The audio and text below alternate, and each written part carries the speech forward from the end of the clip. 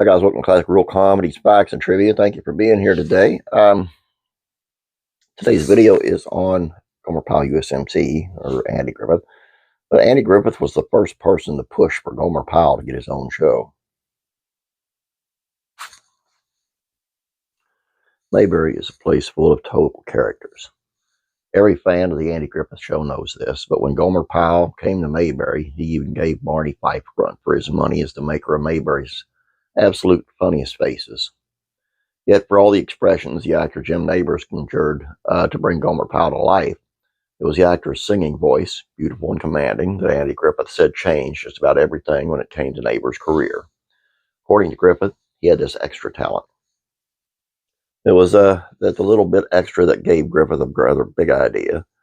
And I went in Aaron Rubin's office and I said, Aaron, we better do something for Jim Nabors because he's about to bust out and somebody's going to do it if we don't.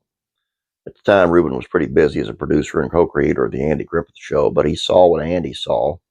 According to Griffith, Rubin said, the only thing I know is to put him in some slick running outfit that he can goof up. Inspired by Griffith's TV production No Time for Sergeants, Rubin decided to send Gomer to the Marines. In an interview with the Archive of American Television, Rubin said, where'd you put a guy like Gomer? I thought, that's the conflict. That's the juxtaposition of these two unlike subjects, a guy like Gomer and the Marines.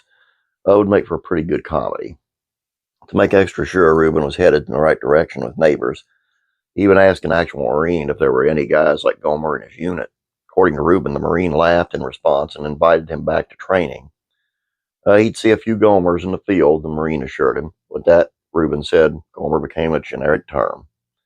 With his concept in hand, Rubin pitched the idea to CBS, but the president at the time was Jim Aubrey, whose idea of great programming usually centered around attractive leading ladies.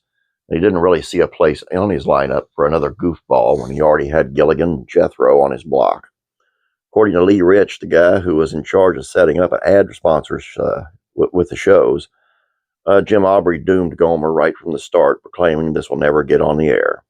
Yes, it did.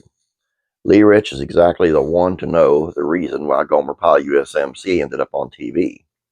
General Foods picked up the phone and called, and the show was on the air. At the time, the General Foods was the big advertiser, so what they said went, and they too agreed with Andy. Gomer Pyle's a star. And audiences absolutely ate him up, just like the cereals and other stuff the giant companies sold in their commercials.